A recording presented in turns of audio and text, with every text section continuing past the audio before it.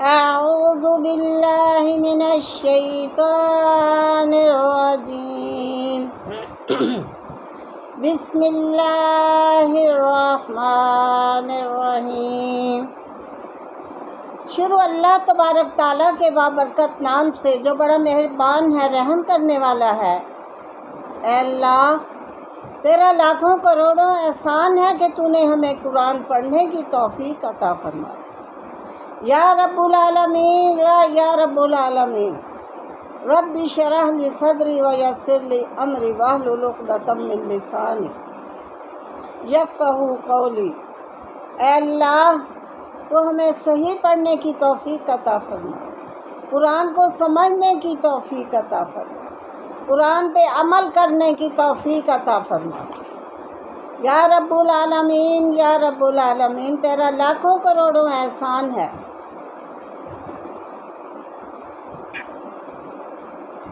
آج کا ہمارا سبق شروع ہو رہا ہے، سورہ انعام ہے۔ اللہ قرآن میں ایک ایسی چیز بیان فرما رہا ہے۔ دیکھیں، ہم جب کسی کے نام وصیت لکھتے ہیں، جب کوئی انسان مرنے لگتا ہے تو کچھ لوگ تو اس کی جائیداد کے وارث ہوتے ہیں، وراثت ملتی ہے، اور کچھ کے لیے مرنے والا کوئی وصیت کر کے جاتا ہے۔ وہ وصیت جو ہوتی ہے وہ اس پر عمل کرنا ضروری فرض ہو جاتا ہے۔ اسی طرح اللہ بھی انسان کو وصیت کرتا ہے۔ اللہ کہتا بابا وصینا الانسان، ہم نے انسان کو وصیت کی۔ اب جو اللہ نے وصیت کی، ویسے تو اللہ کے ہر احکام جو ہیں وہ قرآن میں ہیں۔ کچھ احکام ایسے ہیں جن کے ساتھ اللہ نے وصیت کا لفظ استعمال کیا ہے، وہ اللہ کی وصیت ہے، اس پہ عمل کرنا ہمارے لیے لازمی ہو جاتا ہے، فرض ہو جاتا ہے۔ اس کے خلاف عمل کریں گے تو وہ حرام ہوگا۔ تو اللہ تعالیٰ قرآن پاک میں انسانوں کو وصیت کرتا ہے، پھر وہی قرآن پاک نبی صلی اللہ علیہ وسلم اپنی امت کو سناتے ہیں، اور وہی وصیت وہ اپنی امت کو کرتے ہیں۔ تو ہمیں یہ سمجھنا چاہیے، یہ نبی صلی اللہ علیہ وسلم ہمیں جو دے رہے ہیں، وصیت کر رہے ہیں، وہ اللہ کی طرف سے آئی ہوئی ہے۔ یہ نبی صلی اللہ علیہ وسلم کا وصیت نامہ ہے جو وہ اپنی امت کو دے کے گئے ہیں، جس پر ہم نے عمل کرنا ہے۔ قیامت تک اسی وصیت نامے پر عمل ہوگا۔ تو اللہ تعالیٰ فرماتا ہے، وصیت نامہ کیا ہے؟ اللہ کے احکام ہیں، وہ احکام جو شریعت محمدی ہے۔ اللہ فرماتا ہے، ھذا صراط مستقیما فاتبعوہ، یہ جو میرا وصیت نامہ ہے، یہی صراط مستقیم ہے، یہی سیدھا راستہ ہے، اور اسی پر عمل کرو۔ یہ ہے وصیت نامہ جو اللہ نے قرآن میں بیان کیا ہے۔ آج ہم 3 آیتوں کا بیان کریں گے۔ 3 آیتیں، تینوں میں اللہ نے وصیت کا حکم دیا ہے۔ ووصینا، کہ اے انسان، میں تیرے لیے وصیت نامہ بھیج رہا ہوں، اور نبی صلی اللہ علیہ وسلم نے اپنی مہر لگا کے اسے اپنی امت کے لیے یہ وصیت نامہ دیا ہے۔ تو اللہ کہتا ہے، ھذا صراط مستقیما فاتبعوہ، یہی میرا سیدھا راستہ ہے، اسی پر چلنا ہے، اسی کی اتباع کرنی ہے، یعنی یہ دین میرا سیدھا راستہ ہے، اسی پر چلو، جس میں رسول صلی اللہ علیہ وسلم کے لائے ہوئے اور بتائے ہوئے دین اور شریعت کی طرف اشارہ کر کے تمام حلال اور حرام، جائز ناجائز، مکروہ مستحب چیزوں کی تفصیل بیان کی گئی۔ اس وصیت نامے میں ہر وہ چیز لکھی گئی ہے جو حرام ہے اور جو حلال ہے، جو جائز ہے، جو ناجائز ہے۔ انہی پر ہم نے عمل کرنا ہے جو اللہ نے اور اللہ کے نبی نے ہمیں وصیت کی۔ اسے شریعت محمدیہ نے جس چیز کو حلال بتایا اس کو حلال سمجھو، اور جس کو حرام بتایا اس کو حرام سمجھو۔ کعب احبار کون ہے؟ یہودیوں کے جو بڑے بڑے علماء ہوتے تھے۔ ہمارا دین تو بعد میں آیا نا، پہلے یہودیوں کا دین آیا، حضرت موسیٰ کا دین آیا، پھر حضرت عیسیٰ کا دین آیا، ان کی بھی کتابیں نازل ہوئیں۔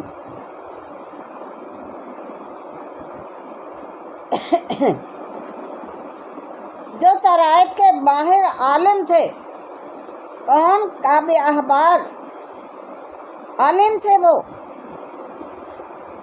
پہلے وہ یہودی تھے، پھر جب نبی صلی اللہ علیہ وسلم ہجرت کر کے مدینے گئے تو مدینے کی بستیوں میں یہودی رہتے تھے، تو یہود بھی مسلمان ہو گئے۔ تو وہ یہودی کیا کہتے ہیں؟ وہ فرماتے ہیں کہ قرآن کی یہ 3 آیات جو ہے، آج میں صرف 3 آیات کا، صرف آج ہی نہیں بلکہ اس پہ کتنے دن لگ جائیں گے۔ یہ اللہ کی وصیت، یہ نبی کا وصیت نامہ۔ تو وہ یہودی بتاتے ہیں کہ قرآن جب آیا تو قرآن کی جب ہم نے یہ آیتیں پڑھیں، یہ 3 آیات ہیں،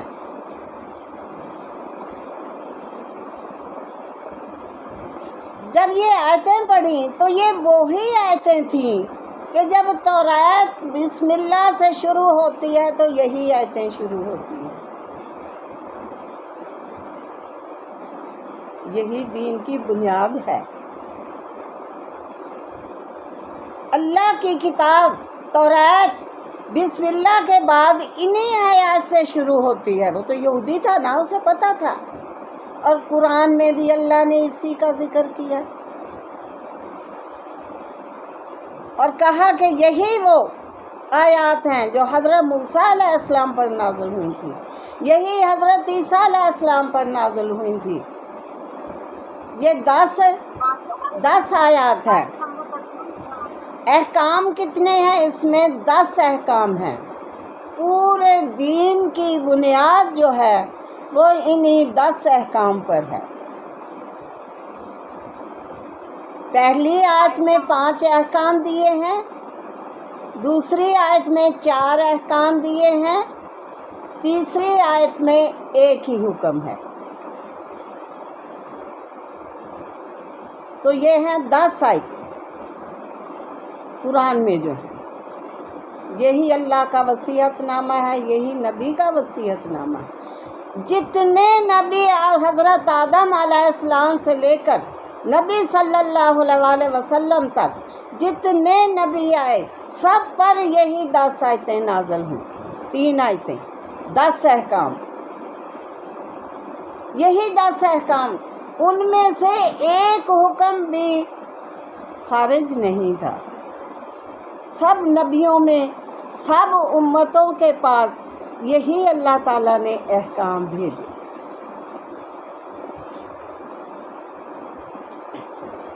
مفسر القرآن حضرت عبداللہ بن عباس فرماتے ہیں کہ یہ وہی آیات محکمات ہیں جن کا ذکر سورہ آل عمران میں آیا ہے، کہ جن پر آدم علیہ السلام سے لے کر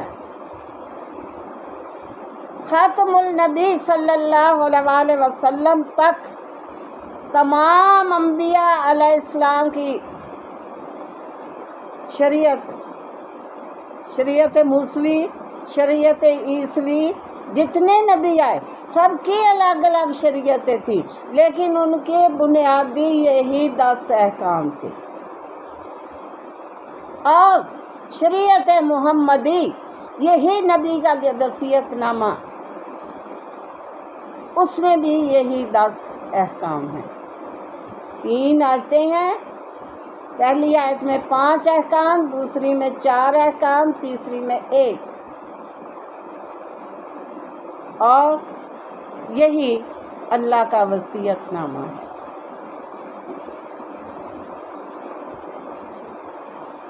ان میں سے کوئی چیز کسی مذہب، کسی ملت، کسی قوم، کسی شریعت، کسی نبی، کسی دین میں بھی منسوخ نہیں تھی۔ جتنے نبی گزرے حضرت آدم سے لے کے، آج کا یہ بیان بہت اہم ہے، ذرا توجہ سے سنیں اسے۔ آج صرف میں اس کا تعارف کروا رہی ہوں، کل سے وہ احکام شروع کروں گی جو ان 10 احکام کا اس میں ذکر ہے۔ تو جتنی قومیں آئیں، جتنے نبی آئے، جتنے دین آئے، سب میں یہی شریعت تھی، یہی بنیاد تھی۔ اب دیکھیں، ہم کہتے ہیں ہمارا دین اسلام ہے،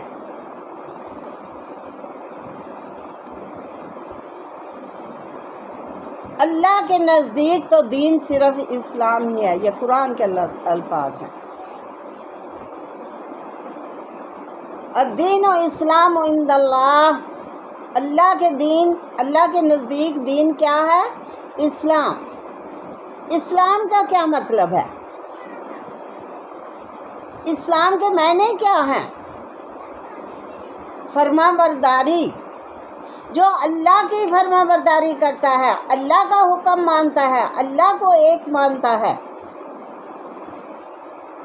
وہی اسلام ہے اور وہی مسلمان ہے، جس نے اللہ کی فرما برداری کی۔ جو اللہ کا فرما بردار ہوا وہی مسلمان ہے، جس نے فرما برداری کی اسی نے اسلام کی پیروی کی۔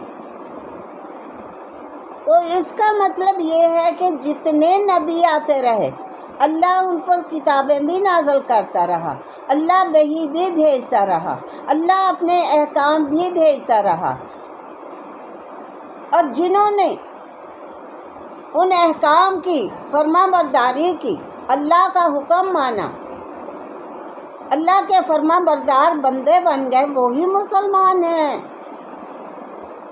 ان کے دین بھی ان کا بھی اسلام تھا، وہ بھی مسلمان تھے۔ جتنی قومیں گزری، جتنے نبی گزرے، سب کے وہ لوگ جو اللہ پر ایمان لے آئے، اپنے نبی پر ایمان لے آئے، اپنی کتاب پر ایمان لے آئے، وہ مسلمان تھے، ان کا دین اسلام تھا، ہر قوم کا، کیونکہ اسلام کا مطلب ہی فرما برداری ہے۔ جب وہ اللہ کے فرما بردار ہو گئے تو وہ مسلمان ہو گئے۔ سمجھ آ رہی ہے میری بات کی؟ کہ ہر نبی کا دین جو تھا وہ اسلام ہی تھا، کیونکہ وہ اللہ کی فرما برداری تھا۔ جو اللہ کی فرما برداری نہیں کرتے تھے، اللہ کو جھٹلاتے تھے، نبیوں کو جھٹلاتے تھے، ان کے لائے ہوئے دین کو جھٹلاتے تھے، وہ مسلمان نہیں تھے، ان کا دین اسلام نہیں تھا۔ کسی کا عیسائیت ہے، کسی کا یہودیت ہے، کوئی شمسی ہیں، کوئی مجوسی ہیں، تو اس طرح سب کے الگ الگ دین ہے، صرف وہ مسلمان ہے اور ان کا دین اسلام ہے جو اللہ کا فرما بردار ہے۔ اب یہاں اس میں کیا کہا گیا ہے، اس کا ذکر سورہ آل عمران میں بھی آیا ہے کہ حضرت آدم علیہ السلام سے لے کر خاتم النبیین صلی اللہ علیہ وآلہ وسلم تک تمام انبیاء علیہ السلام کی شریعتیں جو تھیں وہ سب میں اللہ کے احکام تھے، وہ اسلام تھی اور اس کو ماننے والے مسلمان تھے۔ شریعتیں متفق رہی ہیں، ایک جیسی۔ جو ہماری شریعت ہے یہی ان کی شریعت تھی، جو وہ اللہ کو ماننے والے تھے۔ جو ان کے وہ لوگ نہیں ماننے والے تھے، ان کے الگ الگ دین تھے اپنے اپنے۔ جو اللہ کے نافرمان بندے تھے۔ ان میں سے کوئی چیز کسی مذہب اور ملت میں، کسی شریعت میں بھی منسوخ نہیں تھی۔ ان میں بھی یہی شریعت محمدی کے جو قانون ہیں، یہی ان کی شریعت میں تھے، اور یہی وہ لوگ تھے جو اللہ کو ماننے والے تھے، فرما بردار تھے، اور یہی مسلمان تھے، اور ان کا دین بھی اسلام تھا۔ ایک تو یہ چیز ثابت ہو گئی نا کہ آج میں نے 3 آیتوں کا جو بیان کرنا ہے، یہ جتنی قومیں گزری ہیں، جتنی شریعتیں گزری ہیں، جتنے نبی گزرے ہیں، جتنی ان کی امتیں گزری ہیں، یہ سب کا مشترکہ یہی 10 پوائنٹ تھے، یہ 10 احکام تھے ہر ایک کی شریعت میں، ہر ایک کے دین میں، جو اللہ کا دین تھا اس میں یہی 10 احکام تھے، نہ ان سے زیادہ نہ ان سے کم، کوئی ایک بھی جز کم نہیں تھا کسی نبی کی بھی شریعت میں۔ میرا خیال ہے کافی میں نے وضاحت کر دی ہے، آپ سمجھ گئے ہوں گے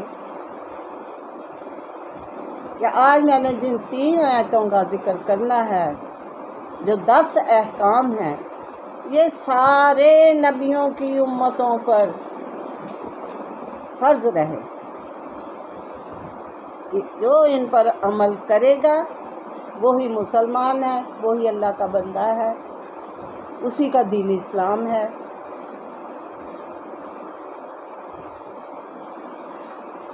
اللہ اکبر۔ تفسیر ابن کثیر میں حضرت عبداللہ بن مسعود رضی اللہ عنہ انہوں نے نقل کیا ہے، انہوں نے فرمایا ہے کہ جو شخص رسول اللہ صلی اللہ علیہ وسلم کا وصیت نامہ، وہ جو وصیت نامہ اپنی امت کو دے کے گئے ہیں، جس پہ عمل کرنا ہمارا فرض ہے، عمل نہیں کریں گے تو حرام ہو جائے گا۔ حرام اور حلال کا فرق۔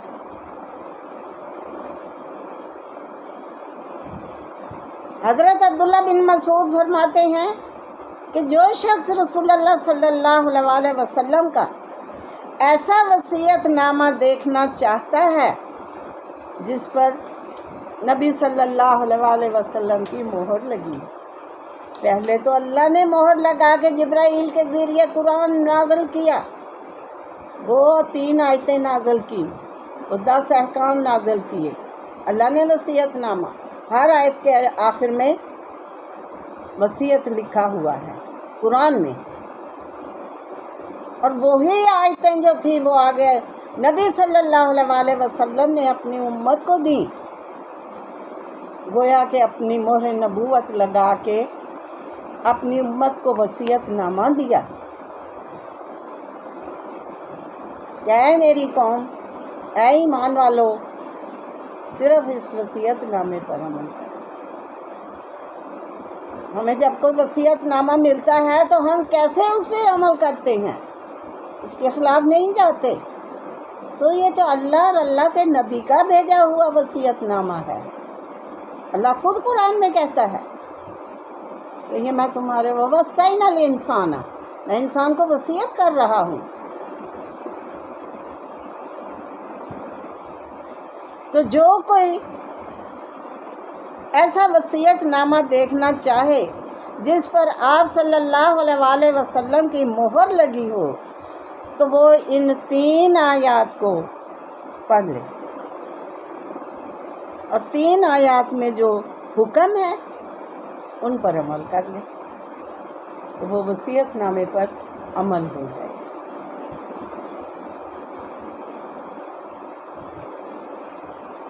میری بہنوں، جو سن رہے ہیں، اس وصیت نامے کو نہ چھوڑیں، یہ اللہ اور اللہ کے نبی کا دیا ہوا، مہر لگی ہوئی، قرآن میں لکھا ہوا،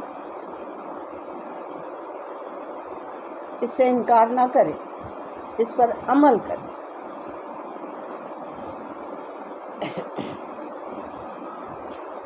وہ ان آیات کو پڑھ لے. اس میں وہ وصیتیں موجود ہیں جو رسول صلی اللہ علیہ وسلم نے بحکم خداوندی اللہ کے حکم سے اپنی امت کو دی. کتنا بڑا انعام ہے جو اللہ اور اللہ کے نبی نے ہمیں دیا، اور قیامت تک ہم نے اس پر عمل کرنا. پھر اللہ فرماتا ہے اے ایمان والو، پورا قرآن تمہارے لیے ہدایت نامہ ہے. اللہ کا فرمان جو ہے وہی دین کی بنیاد ہے. اگر تم اس پر عمل کرو گے، فرما برداری، مسلمان وہی ہے جو فرما برداری کرتا ہے. فرما برداری کیا ہے؟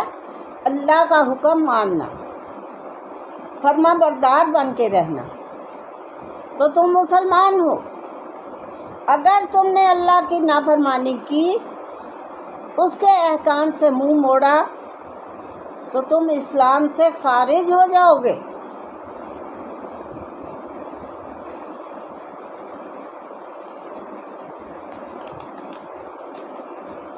اللہ اکبر. ان آیات سے پہلے اسی میں سورہ انعام میں ہی جو گمراہ تھے دور جاہلیت میں، اسلام آنے سے پہلے، قرآن آنے سے پہلے من گھڑت رسمیں بنائی ہوئی تھی. اس سے پہلے میں نے کتنی رسموں کا، انعام کے بارے میں، مویشیوں کے بارے میں کتنی رسمیں بنائی ہوئی تھی انہوں نے، من گھڑت. تو اس کے بعد جو 3 میں نے بیان دیے ہیں اس کے بارے میں، اڈاپٹیڈ چائلڈ، لے پالک بچہ، زہار کے بارے میں، وہ بھی ان کی اپنی رسمیں بنائی ہوئی تھی. تو اللہ تعالیٰ نے ان پر لعنت بھیجی، انہیں گمراہ کہا. تو ان کی ہدایت کے لیے اللہ تعالیٰ کھول کھول کے بیان کرتے.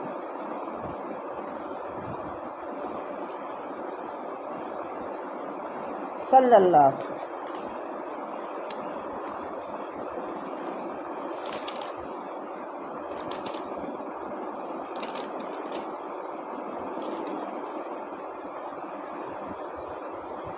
تو نبی صلی اللہ علیہ وسلم کا وصیت نامے کا آپ کو پتہ چل گیا.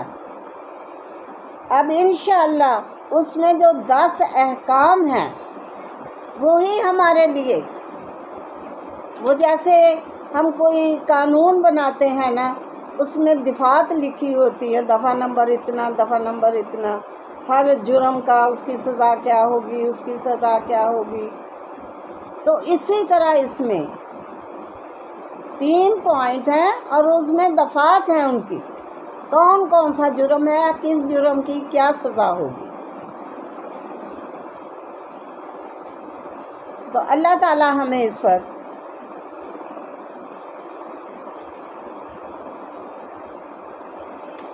عمل کرنے کی توفیق عطا فرمائے.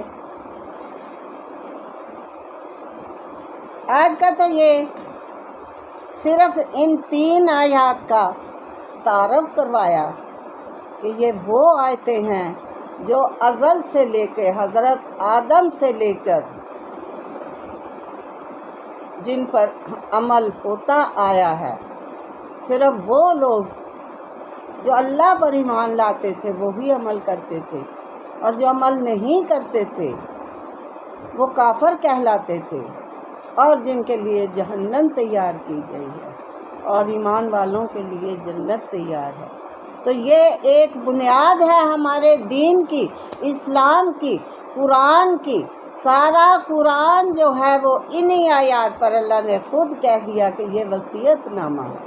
تو وصیت نامے میں وہی خاص چیزیں ہوتی ہیں جن پر عمل کرنا ضروری ہوتا ہے، باقی ساری اس کی تشریح ہوتی ہے.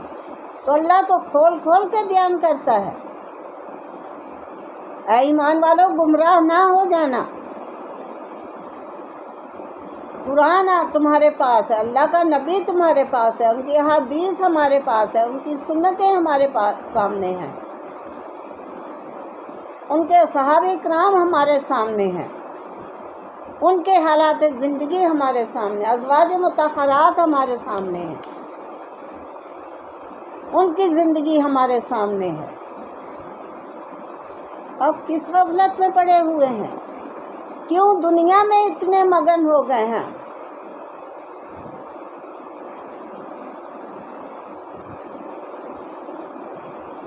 کہ تم اپنے اللہ کو بھول کے دنیا میں اتنے غرق ہو گئے ہو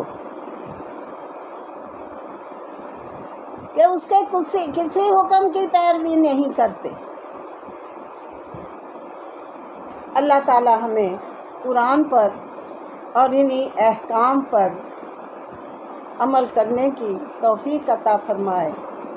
آج کا میرا اتنا تعارف ہی تھا کہ یہ وہ آیات ہے جو ازل سے لے کے ابد تک ہر نبی، ہر امت، ہر قوم پر واجب ہوتی رہی ہیں، اور جو ان پر عمل کرتے تھے وہی مسلمان تھے۔ ان کا دین بھی اسلام تھا، جیسے ہمارا دین اسلام ہے۔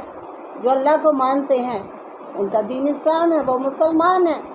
جو اللہ کو نہیں مانتے وہ کوئی عیسائی ہیں، کوئی یہودی ہے، کوئی مجوسی ہے، تو ان کے الگ الگ۔